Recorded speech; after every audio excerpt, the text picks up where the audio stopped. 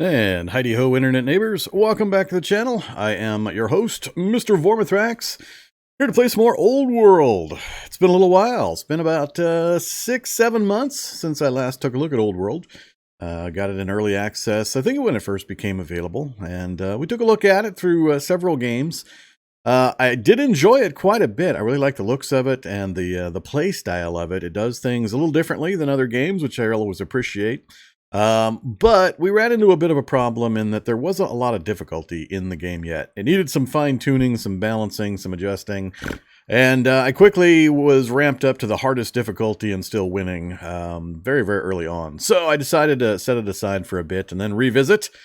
Now it's time for revisiting. So we're back with Old World. I'm playing the early access, most recent stable release version. You can see in the bottom left corner there the version number, updated a little over a week ago. So I think that was the last update they did before going into holiday mode. So there we go. We're going to play some Old World single player. We're going to play Greece again. They're the ones I'm most familiar with. And we're going to start on the strong difficulty, which I think is the highest normal difficulty level without the bonus adjustments and aggressive adjustments being given to the other AI. So we're going to start there, and depending on how it goes, we may abandon it early if we steamroll again. But it will take me some time to reorient, to get my legs back under me, to remember exactly how things work. So there's going to be a bit of me poking at buttons and looking for information and trying to remember what I had been doing previously. But if you haven't seen Old World, it's definitely something to take a look at. So let's jump in and you'll see what I mean. So, new game. We've got a bunch of choices. Assyria, Babylonia, Carthage, Egypt, Greece, Persia, Rome, or let the game choose for you. I'm just taking Greece. So we're going to be Greece. Philip of Greece. His son is Alexander. So Philip, does it show his age on here? He's not a young guy. He doesn't stick around too long, so you gotta grow up Alexander pretty quickly. But yeah, so we're gonna be Greece, bio and stats. You can see what text you start with, what unique units you own. We've got the hoplites and the phalangite, and we've also got our 4 families and what their bonuses are. These are also very important. So all of this differs per starting conditions, so different starting text, different unique units, and different families with, I assume, different bonuses. I can't remember that. So +2 city defense. Maybe the families are all the same. Maybe they're not unique other than their names and their icons. Yeah, it's looking pretty similar. So it's possible these are set, so everybody has the 4 families with the same types of bonuses. But the unique units are definitely different, and starting texts are different. So we're going to go with Greece. Hit next, and we're going to do, show me the advanced setup. So we're picking Greece. Number of opponents, 4 is a good number. Mortality standard.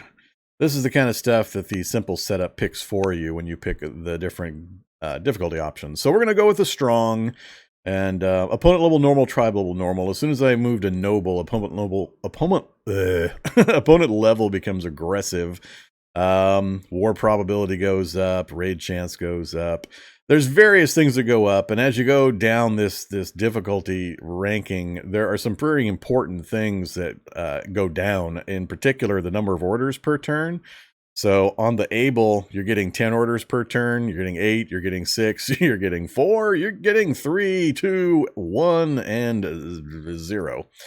So that's one of the biggest differences. The order system is huge for how the game actually works and progresses. And the first thing you really need to understand in the variation from this game to other games in the 4X genre, and I'll talk about it once we get in game if you haven't seen it before. But that's critically important. So that +4, it looks like a little scroll or wrote up scroll or parchment.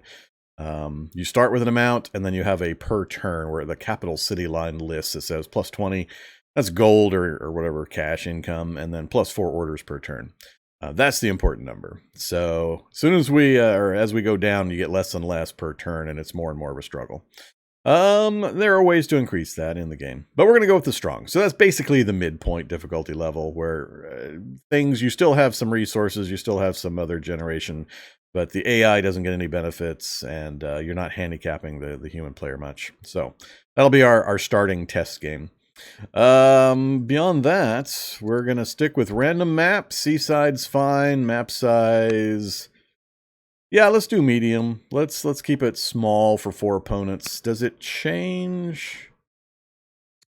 I already picked. If we do 6, does it stay on map size medium? It does. That's fine. We're gonna go back to 4. So 4. All of that is fine. Normal, established, point, double, and ambition. I think double victory wasn't in last time I played. Victory from acquiring twice as many VPs as any other nation. Must also have at least half the target number of VPs. All right. So if you've got a runaway victory going on, basically this will shorten the game so you can finish it up early and still get an I win screen. So seaside, medium, random's fine, medium's fine. Center bias, I'm not sure what center bias does or is. I don't remember that one. And we're not going to choose any of this other stuff for variety's sake. All right, I think we're good. Greece, 4 opponents, medium are pretty much the main things to know. Let's jump in.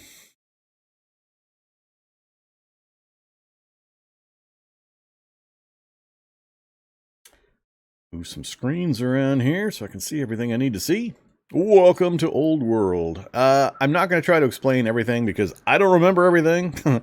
I took 5 minutes to make sure my recording setup was working properly, but I have not played it in 7 months. So you're going to see me waffling around a bit, trying to remember the interface and how things work. It'll come back to me, I think, fairly quickly. I do remember some of the major parts. But a lot of little details here and there I'm going to have to figure out myself again, and then I'll kind of explain them as we go. So welcome to Old World. You're King Philip, the founder of Greece, a young nation in an old world full of established powers that do not yet respect you. Select your settler and establish your capital city. At this time, you'll decide which family manages your capital, getting the perks of that family. I'll choose my family carefully. Yes, that is a very important consideration. So, as mentioned in the intro, we have 4 families, and it's very important to try to balance the families in their holdings. Otherwise, one family will get mad and start causing problems, whoever's lowest on the totem pole. So you want to try to keep them balanced. I generally try to hand them out in city orders, so if I have 4 cities, then I have one family in charge of each city, generally. There are some reasons why I might need or want a particular family that might disrupt that order, but loosely I try to distribute the cities on an even basis between them. Same thing with marriages and other factors to keep the people happy. Hey Vorm, I can't stick around for the stream, but it'll be short to watch on YouTube afterwards. Hey, and Arthur, thanks very much. Great game. I plan to. It was a fun game. I had a lot of fun with it. I enjoyed it. It was just... honestly, it was ridiculously easy, so I I couldn't find the fun after I was on my, 3rd or 4th game ever playing it, and I was already winning on the absolute hardest difficulty, so we had to set it aside for a bit. I haven't been following the development closely, so I don't know exactly what has changed. There were also some missing graphics back then, which I think they've got all filled in, so... hopefully there's been a ton of balancing and fine-tuning and AI improvements and all that kind of stuff, so we get a good fight. That's what I'm looking forward to. It's a really, really nice, elegant, streamlined 4X kind of a system or experience. It leaves out some of the extraneous stuff and really focuses in on others. So I really enjoyed it. I think it was a good mix of unit size and types, and how the combat worked and all that was enjoyable. So, and just enough economics and resources and so on to keep things interesting. So yeah, we'll see as we jump back in. But what are we going to do? So we have to pick our starting site. So there are pre-generated city sites on the map, and the game distributes them kind of in a pattern so that everybody has access to some. And I've never really had a problem with the map gen much. Where are we? We're right at the north end. Ooh, this is a... wow, that's in... I think I'm being blocked from exploring further because of the limits of the fog. I think it's actually bigger than what it's showing here. But I suspect I am at the top of the world here with this mountain range. It's possible I'm not, but we'll explore around. But looking, we've got a number of things. We got some honey, we got some horses, we got camels. I think that's deer, game, yeah, game. We got an ancient ruins we're going to go explore. More camels. The Sinjar Mountains. So we're on... this is kind of rough. This is arid. A lot of arid terrain. We've got a river going through it. You almost always will. I'm not sure I'm real happy with this starting position with all this arid. What else we got? We've got sorghum. All right. Settle here. I think I'm going to move up one and settle on this side of the river. So we'll grab our settler units, move over, and then we're going to found our capital. We have to pick one of the families to be in charge of the capital. Each family has different benefits, bonuses, or other. So by highlighting it, I can see just what they do. This first one's more of a combat-focused one, so we get extra... I forget what all the resources are called. What is that? Training rate? So we get extra training rate per year for units. We get extra city defense. Our new units start with a steadfast ability. 25% extra generation of training units. And on founded seat, meaning the first city governed by that family, we get plus 400 additional training resources. So... pretty big if we want to start out on a war footing and all that. I don't usually, with this setup, I usually go, depending on what terrain I've got, we could go with artisans, mines and lumber mills. We've got mostly scrub around us. We don't have much in the way of actual solid forest. We got a little bit here and there. Scrub, forest. That's also, yeah, that's forest. So we got a bit, but we also have a little bit of hills. That's good for mining. So it's possible we can go with the artisans, because we're going to get mines and lumber mill bonuses, and helpful to build urban improvements. Also, we get a free worker. That's the on-seat founded ability for this city. This one gives us a huge pile of training points that we can use to upgrade our military units. That gives us a free worker. This one is more in regard to, this is the patrons. This is the hoity-toity. So this is all about culture, improving the culture of the city, as well as events and such. So it's powerful, but I don't usually go with that one either. And this is the research focus, the Alchemenid Sages. So lots of bonuses for research. We get 100 research points when we found our first capital with these guys.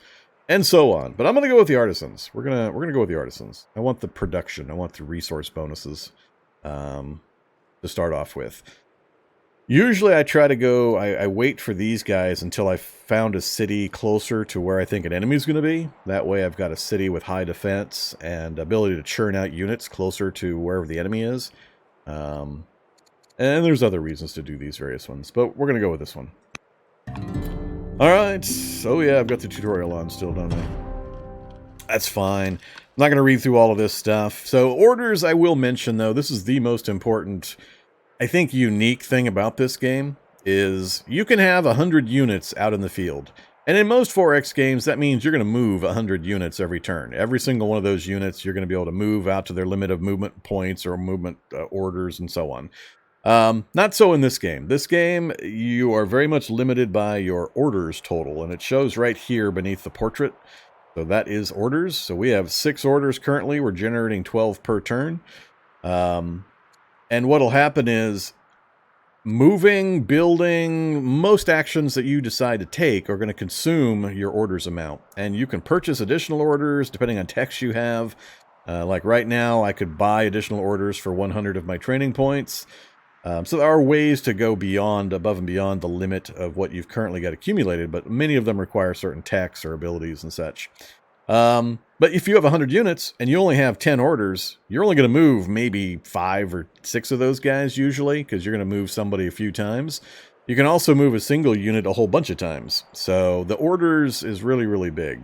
As it mentions, orders are an important feature of Old World. Units can move multiple times each turn, but each move consumes 1 order. Other actions, such as attacking or building, also consume orders. Your remaining orders can be seen in the lower left corner of the screen. We recommend that you first select your worker, so you may begin to improve your land before you spend all of your orders for the turn. Alright, now we have to choose a research. We're going to go with... let's go with the granary. We're going to go with administration. And I don't remember all of the tax and the best order to go in and the overlapping bonuses and so on. That's going to take me some time to look at and to remember again. Workers are much like workers in most Forex games. They improve land tiles and build roads and things like that. Alright, so here we go. Good looking game. I really like the looks of it. That's how far we can zoom in. That's the max zoom in.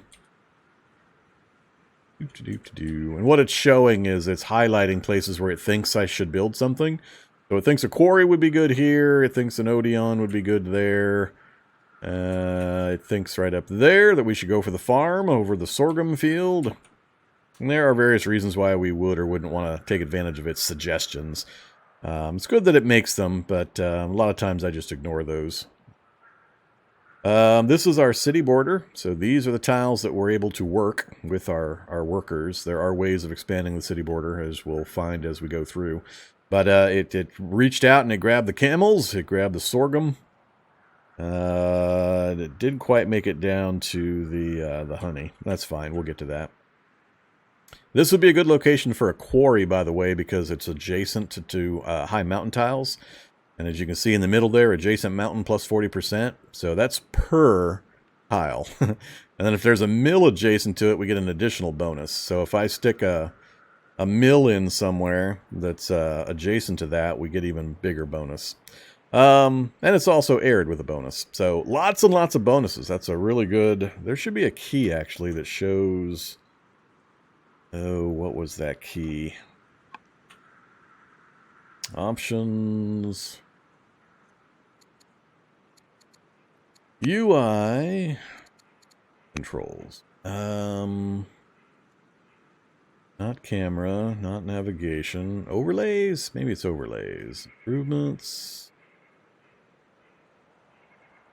Tile yields, N. Alright, let's try the N key. Oh, that's not helping. That's not the one I was thinking of. I thought there was one. It might be that I have to have something selected. Not the screen. Not the tooltips. Well, somewhere there's a way to see actual numbers, and I can't remember where it's at.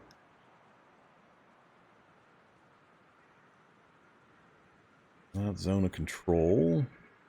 Shift Z? No, that's height improvements. Well, we'll find it eventually. Alright, however. Let's work with our... Yeah, we should get the workers going before. So we've got 2 workers, 1 swordsman, and 1 scout. That's what these indicate above it. So worker symbol, warrior symbol, or combat unit, and then a scout unit. So the danger is that I could move my scout continuously a bunch of times and then be completely out of orders. And all these other guys would just be sitting around doing nothing. So you very, very much have to consider at the beginning of the turn which units are critical for you to get something done. Because you will always run out of orders before you run out of units that could do something useful. Always is a tough term, but you get the idea. Order shortage is always going to be the thing you're going to be considering. So I don't plan on moving my warriors this turn. We're just going to let them sit. So we got 2 workers and a scout. It is best if I get the workers building something early rather than later, and then whatever is remaining of my points I'll use for the scout. Scout's definitely going to go to there to get that shrine. We've got another city site already in our view radius, so that is going to be a heavy mining site. Mining and food, because it's just chock full of high mountains in the area with a river. A little bit of gap there on some plains. We can do some food gen, but there's very little in the way of, unless there's something over here, very little in the way of forest or animals or things like that. So this might be our mining capital. Nothing else we can see yet. Alright, so what are we going to build? Let's get a worker selected. I think the quarry is a good choice. Stone is really, really important early game if you're trying to get all the buildings up initially for getting your there's so many buildings in the game. You'll see what I mean here. But I'm going to go ahead and bring this guy over to the quarry. And we have the options here. You can see it's a quarry. It's going to take 3 years or 3 turns, basically. And it's going to generate stone, and it's going to cost us stone to build. So we're going to go ahead and do the quarry. That gets him started. I could bring this worker over to help and get it done a little faster, but I think instead we're going to get him moved. He wants another quarry there? No, that's a terrible idea. I'm thinking of moving all the way up here. Now notice the numbers and the path he's taking. It's coming across this way, and it shows it's showing the remaining orders. So right now I've got 4 total. If I go to there, how do I explain this? So let's do it this way. If I point out to here, it's saying 2 orders remaining. That's because it's gonna. I am able with my movement ability on this unit to get to here in 1 turn, and that's where this border is for his movement ability. And then anything beyond that is going to be an additional order to move out even further. I could push it further. I could get to there and still have 1 remaining, and I could get all the way to there if I use all 4 of my orders. So the number at the end of the tooltip is how many you will have remaining. You can actually switch that, I think, to show how many it's costing instead of total remaining. But I'm fine with the total remaining for now. So I was planning on moving there, but if I do, it's going to use up every order I have for the turn, because it'll leave me 1 when I get there, and then I'll have to spend 1 to actually build the farm. And we'll basically be zeroed out for our orders for the turn. I don't want to do that. I really want to get this guy up onto this to get usually a free tech or free resources. The Odeon is like an amphitheater. It's going to increase our culture. I think that's the culture indicator. Let's see. I can point. I can center mouse click, and then I can point. Yeah, culture. So the interface is great. You can, if a pop-up appears, you can center mouse click. I think there's another button you can hit as well. That locks the pop-up in place, and that allows you then to go point at specifics. Then I could click it again, and then click it again, and click it again. So I could keep clicking and holding, clicking and locking them in so I can see exactly the details I want about any particular thing. But yeah, it's a culture building, and it enables other types of citizens that could hold jobs there, and other unlocks. I don't want an Odeon right now, though. I'm thinking I might just send him over here to help with the... Excuse me? You can go there. Oh, I can't? Oh, I thought I could double up my workers. Apparently not. Well, never mind then. That's a terrible idea. Let's get you... I can't work those yet. We could clear some trees. I guess I could move you there and then have the scout move elsewhere. Let's do that. Hungry lore keepers. Our explorers find a family of starving lore keepers encamped in the ruins, surviving on scraps, pleading for help. They offer to share their mastery of oratory in exchange for food. Will you agree to their offer? We'll feed them and learn their skills. We acquire rhetoric, technology, and we lose 100 of our precious food. That's half of my nation's food supply. We cannot afford to waste food on strangers, and we gain +1 discipline on Philip. Philip's not going to be around all that long. He's 39. I mean, that's not old, but 20 turns maybe, if we're lucky. 30, if it stretches. I can't remember the exact age where these guys tend to kick it. But, yeah, we're going to go through those turns pretty quick once I get used to the interface again.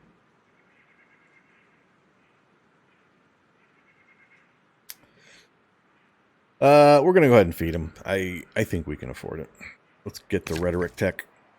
Alright, now we're going to use our last orders on our scout.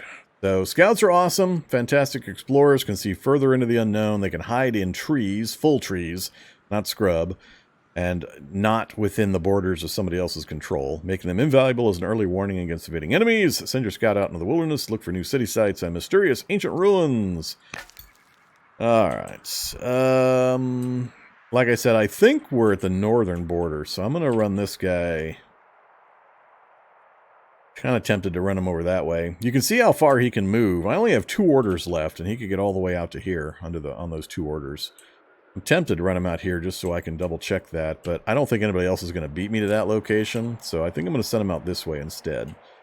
We'll put him up on the mountains, on the hills here. That'll get him a higher view and should fill in more of the map. Alright, another city-state. And we are out of orders, unless I want to buy some orders, which I do not want to do. So we're researching administration, 5 turns, basically. No, don't. Leave it on administration.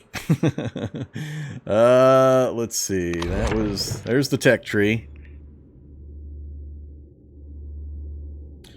I think they've made a few changes to how this is organized or how it displays or something. Alright, so it shows what's now in the discard pile.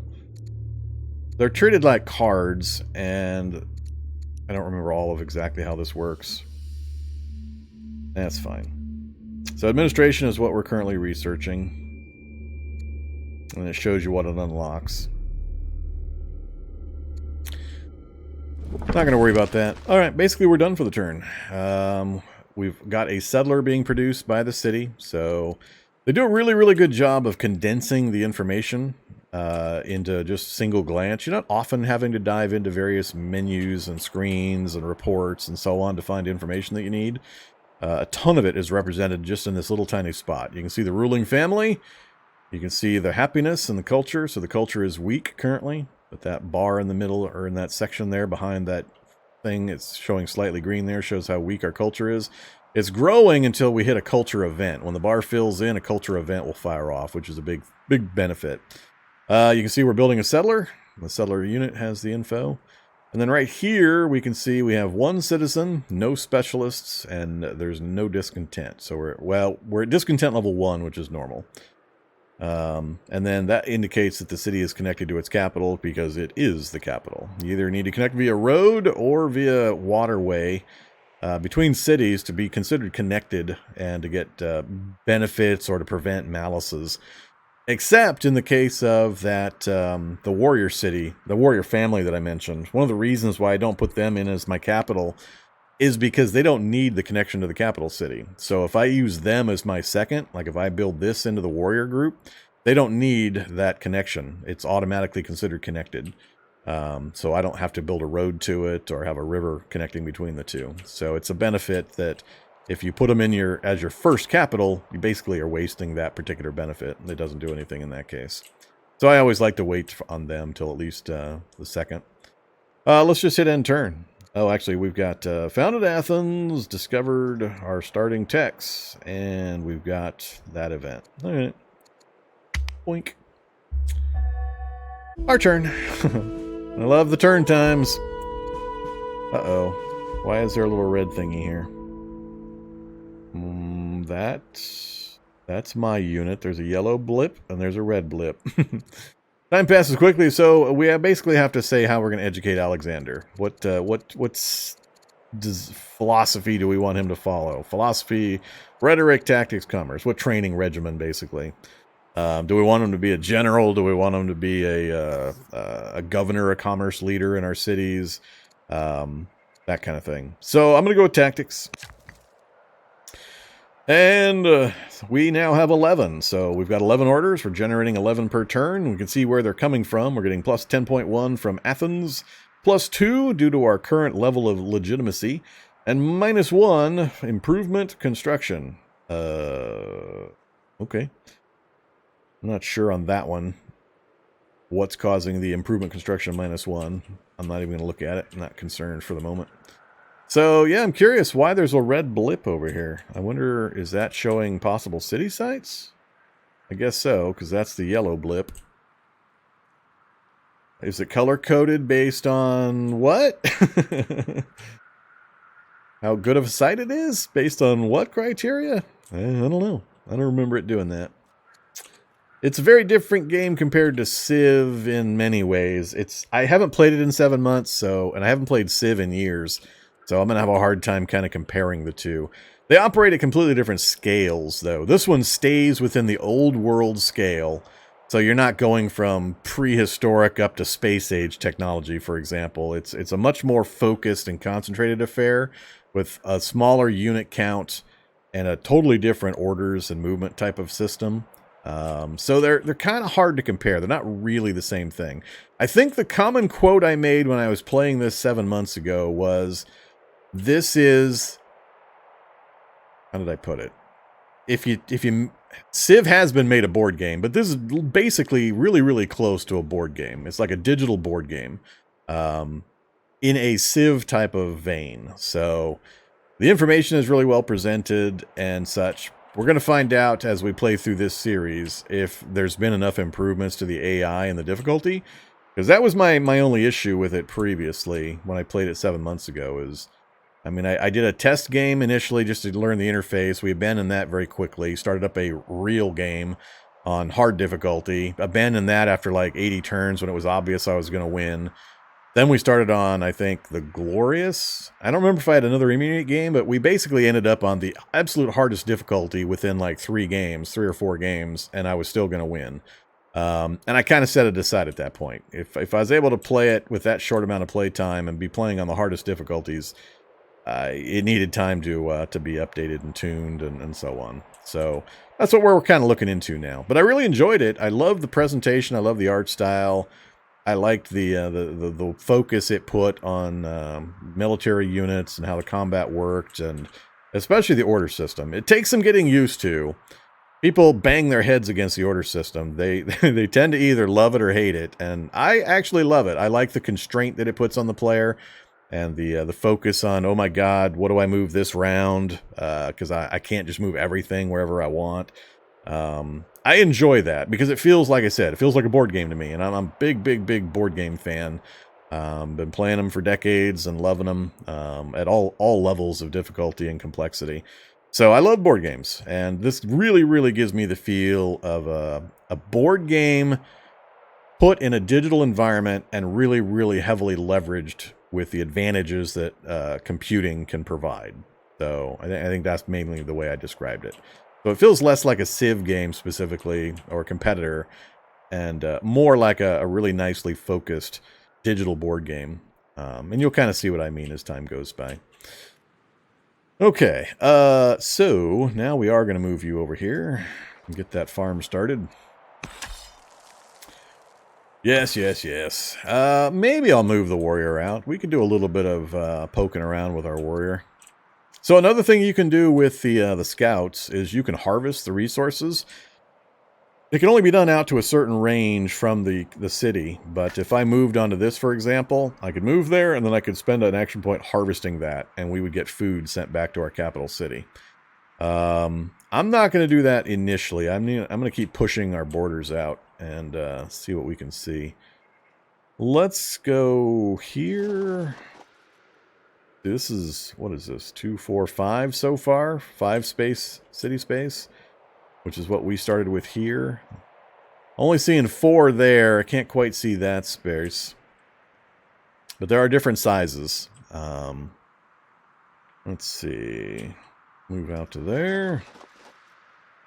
Oh, we're up to 6. There was a 6 there. So 1, 2, 3, 4, 5, 6. I think that's as big as they get.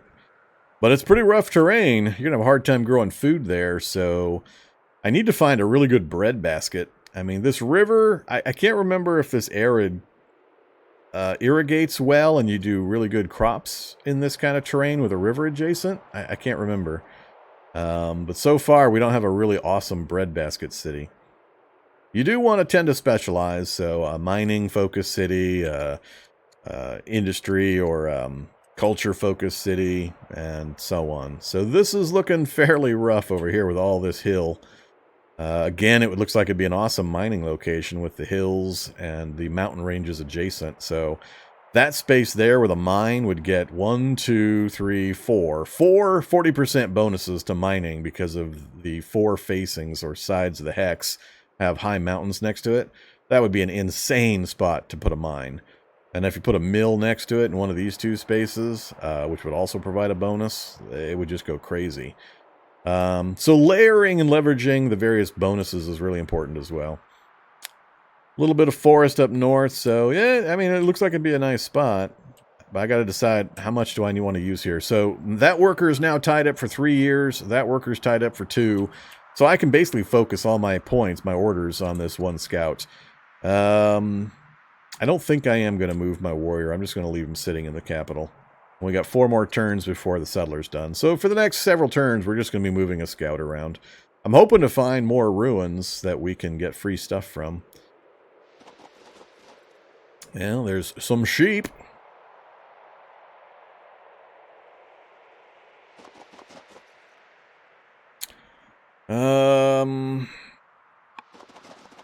So we moved on top of a resource, so we're getting the tutorial tip that we can use the scout. I think we're still in range. I forget the exact range, but you can see here, harvest horses. So it basically would generate plus 28 income, plus $28, bucks, gold, whatever they call ducats. Not sure what they call these. It's called money. It's 28 money. Takes one order, and basically it will send 28 money back to our capital city. Let's not bother with that. I need the points for other things. Oh, here's another thing to notice. So there's these dots above the unit.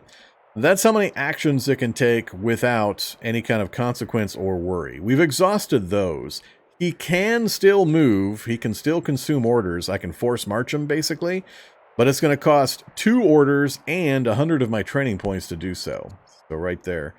Or actually, is that... I'm trying to remember, if that 2 orders and training points, or is it using the training points to buy those 2 orders? Well, it says 100 per order there. So that can't be... Oh, well, yeah, 2 orders. So, well, no, that doesn't make sense. That doesn't work. I might have to try it just so I can see what exactly it does. It's a bit of a waste. Let's not. Alright, so we're basically done with him. So we're going to end up with some orders left over because I've got nobody else I can really move or that I want to move right now. Now what it'll do is you can't save these up. It'll sell the extra orders. So I'll get a report that says I earned X amount by selling orders.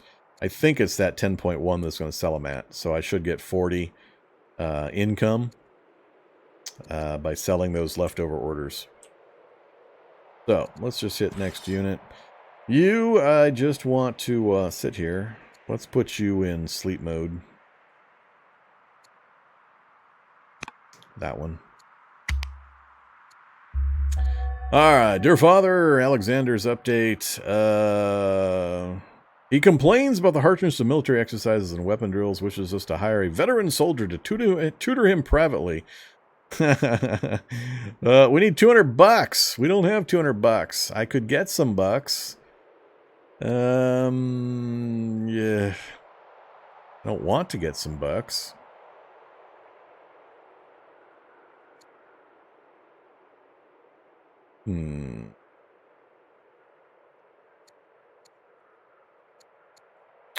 If we do this, he becomes cowardly. He loses courage points.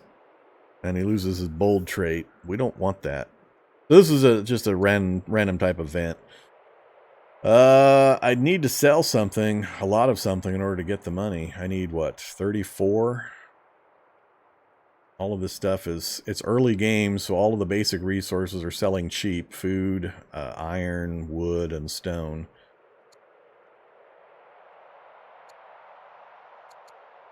So I'd need to sell, what, 18? I could sell 10. And the price changed, another 10. Alright, so now that we have the cash, it lit the option up again. Well, that was fun. Take out all my monies.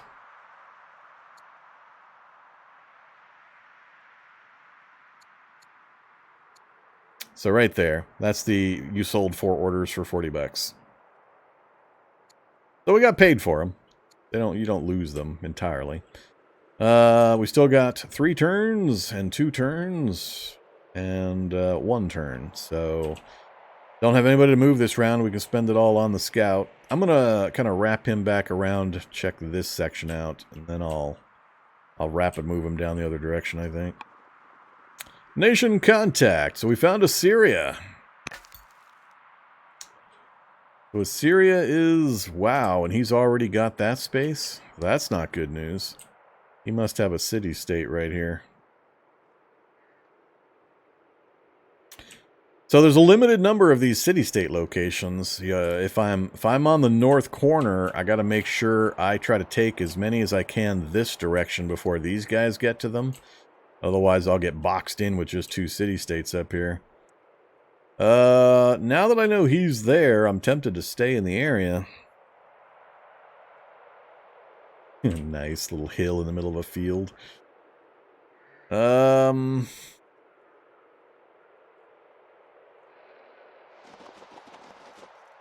Yeah, he's definitely got a city-state over here. Uh-oh. Well, that's not good. Holy crap. How advanced did this guy start?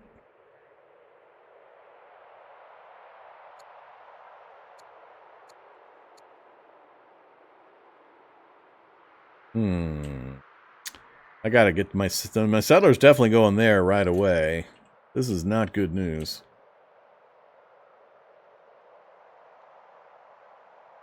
Well, I think I'm going to keep bringing him down this way then, and we'll have my next settler go up north that direction, or my next scout. So now we're into the having to spend orders phase. I'm not going to do a lot of leftover orders this time. We won't have this problem very long where we're selling orders. As soon as we get some more units developed, we'll start running out of orders long before we run out of units.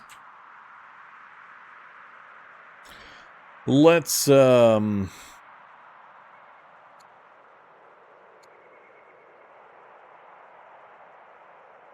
not really much I can do. All right, so we finished the mine.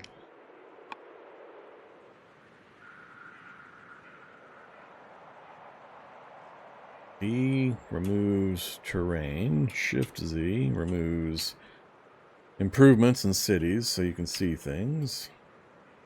There we go. There's the N key. So we're generating 10 stone out of there currently. Quarry improvement plus 10 stone. So if we look up here, it shows plus 10 right there. And it shows in the drop down Athens producing 10 stone. So we need to get production for all of the resources. We need food, we need iron, we need wood, and we need stones. We got to get all that rolling. Otherwise, our starting supplies will diminish very quickly as we try to build things.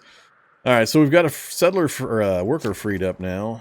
They're still wanting the Odeon, are they? We've got a farm going in. We're going to get plus 8 food, plus 2... What is that icon? Hey you, what are you? Growth. Oh, city growth. Okay. Cool. City growth bonus for having the sorghum. That's good. You want to farm on arid terrain with no adjacency to the water?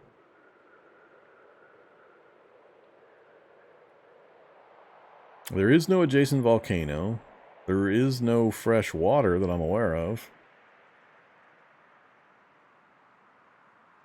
It's lush. Is it lush? Requires lush temperature. Yeah, it's not lush. It's arid, so minus 40. It's terrible. It's a terrible place for a farm. I mean, not that there's a lot of good places. But still.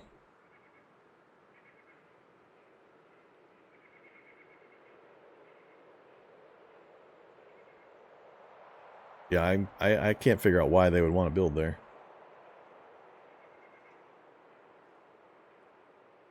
Yep, that's correct. It's the facing that counts. So, how do I see the details?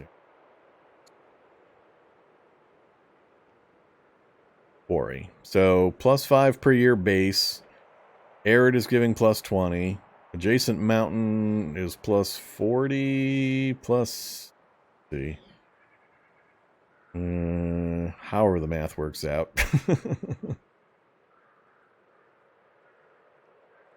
Yeah, we're getting double. We're getting 2 mountains plus the arid. So plus 40, and plus 20.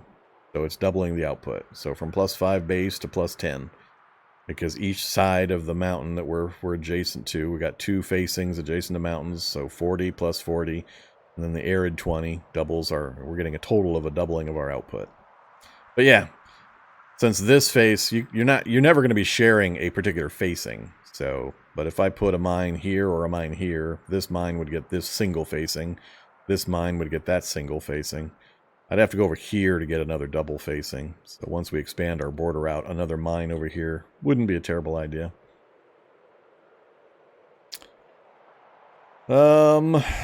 Yeah, I really don't like the options they're giving me here. It's possible I'll start a road. Just start getting a road over to this city site. If I move here, oh crap, that's terrible terrain for a road. It's going to take forever. We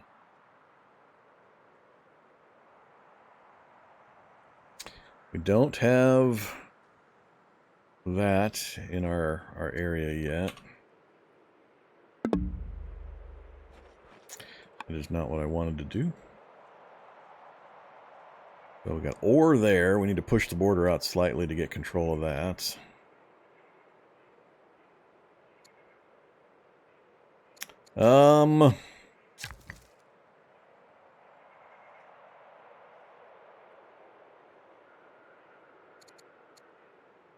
Quarry also wants adjacent mountains, and arid is a bonus.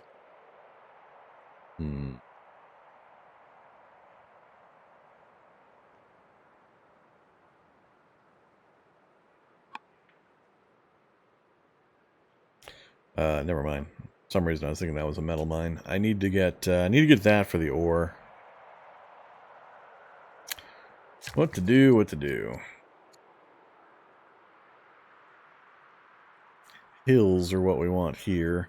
And as I highlight the mine, notice the numbers appearing over the terrain. So we can see where the best places are. So I think I'm going to move over to here and get a mine started. Either there or there. Go for the farther away. And we'll get a mine going. That'll get our iron production started. That's the only one available. He'll finish up next year.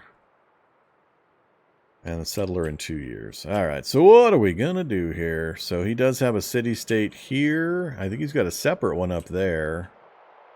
That is not good for me. We got this big mountain range right here. There may be a pass right through there. We need to find out. Let's head over that way.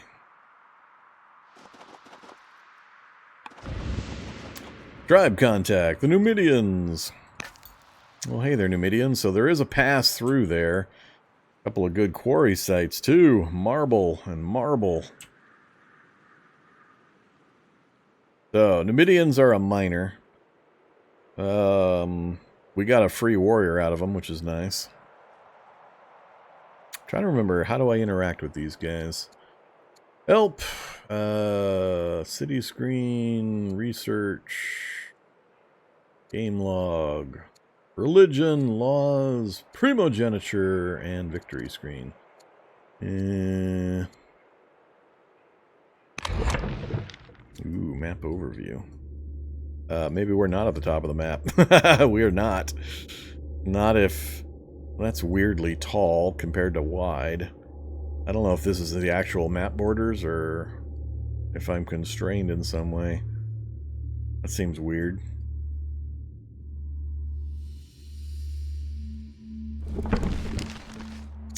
Yeah, I don't remember how to tell it to interact with these. Characters, families. There we go. Numidians. Truce cautious. Tribal alliance, barbarian peace, declare war, or ask them to go to war with Assyria. So we just met them. I can't do any further diplomacy with them. But, alright, so there's an empires button that shows that. Okay, let's get you rolling right around. I'm really tempted to leave this scout over in this area, just to keep an eye on the Assyrians.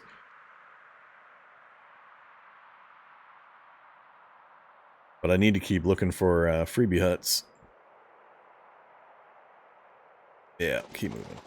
So much marble.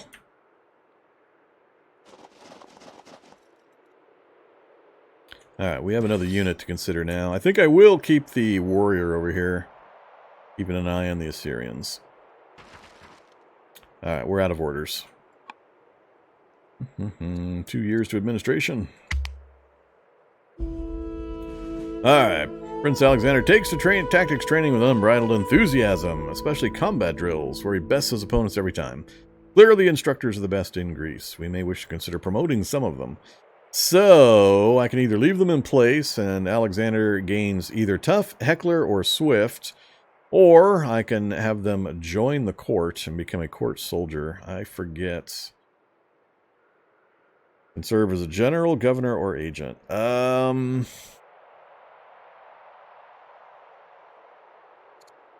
I want to build up the prince as much as possible, so we're going to let him continue. He became tough. So as a general, he gets plus 10% attack value if he's damaged. And then he has a low opinion of spoiled characters. That's fine, I guess. Alright, so now we've got plus 2 city growth and plus 8. So we're getting... we're losing 40 units. So we have 2 units in the field. We're losing 4 food from, so we've only got a total of plus 6. We're losing metal. And we have no plus or minus on forestry yet, on wood. Alright. So, let's see. Trying to remember the ways to extend the border. There's a couple of ways to do it. I think when the city grows, it's going to happen. And there's a way of pushing it, I think, with certain buildings. Can't remember which ones, though. I need to get some wood. And without actual forests within my borders, I don't have a lot of options. I can clear cut the scrub just to bring some wood material in.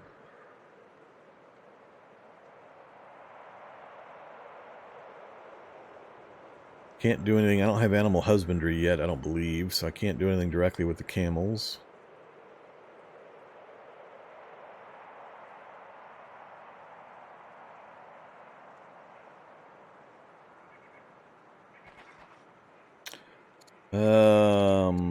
Add road. Requires labor force. Oh, I don't have a tech for roads yet. They want another quarry right here, do they? Arid, and that would be about the only benefit.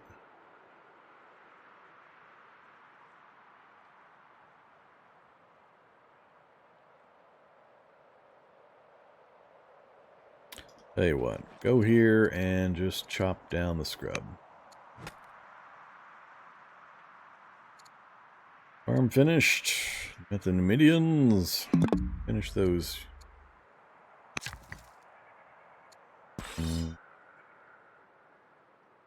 Alright.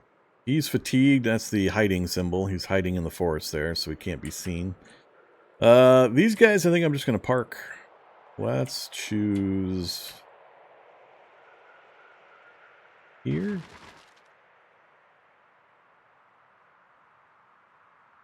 Yeah, let's choose right there. Alright, we'll just keep working our way across. Uh-oh, barbarians! We gotta stay a little ways away from them. Hate only being able to move 2 for, I mean, that sucks. One more to go. Alright, we're out of orders. We're going to finish up our administration. We're going to finish up our settler.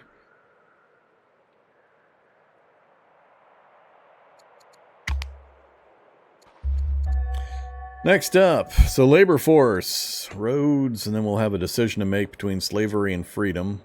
Assuming we have enough administrative, civics points. The camp enables trappers, which we can use on a number of things. I'm not going to go for the archer composite bow yet. Yeah, let's go with the cheapest one, the trapping. 5 years to learn. Second city. Marriage offer. So apparently Alexander has come of age. Who's asking? We've got both. Oh, Assyria. Assyria is sending marriage proposals. So she is an orator. High charisma, low discipline. High charisma, low wisdom.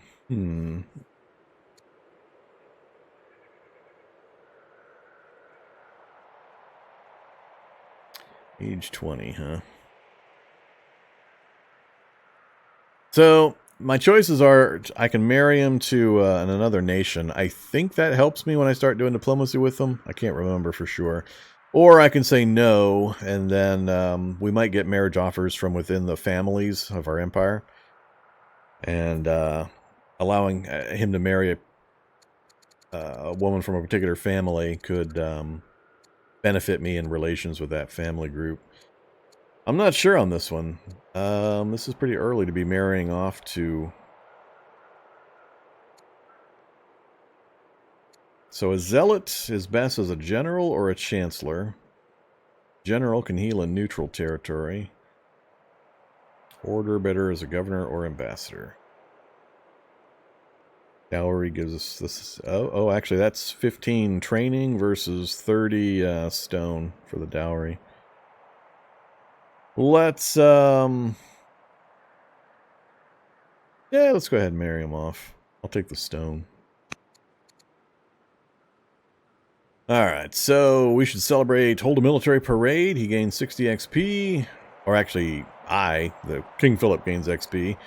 Or give him the court's clerical work. Increases discipline. We're going to keep buffing Alexander every opportunity. So, more discipline for you. I don't like buffing Philip because he's not going to be around long enough. You buff him up, and then he dies right when you get into a big fight.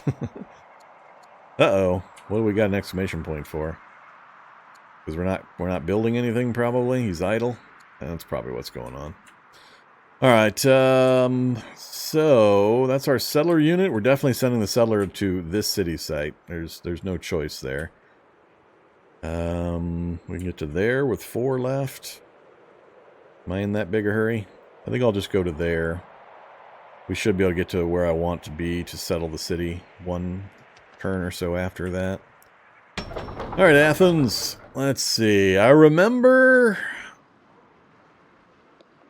What was the key here? I think it was it Vorm? Not Vorm.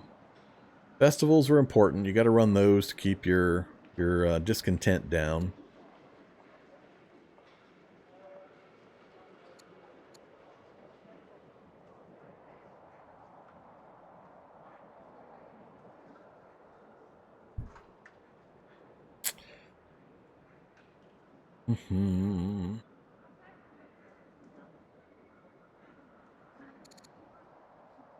I want to get started on these, but I need another scout. I need to get that going early. Alright, so scout in 4 years. Sitting tight.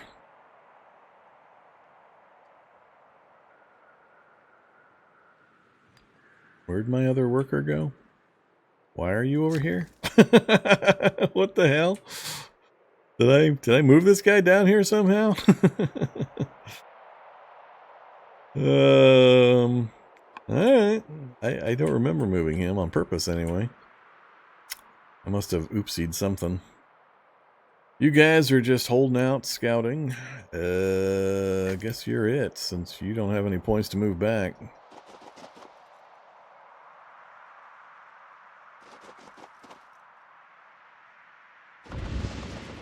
Alright, you're the first to achieve this, or to discover this landmark. What will we name it? Evros River. Sure. Scythians contacted. What do we got? Oh, they want cash to maintain the truce. Or I can tell them to get lost and we'll go to war and we'll gain some legitimacy. A little early to be going to war. I don't really want to spend the money either.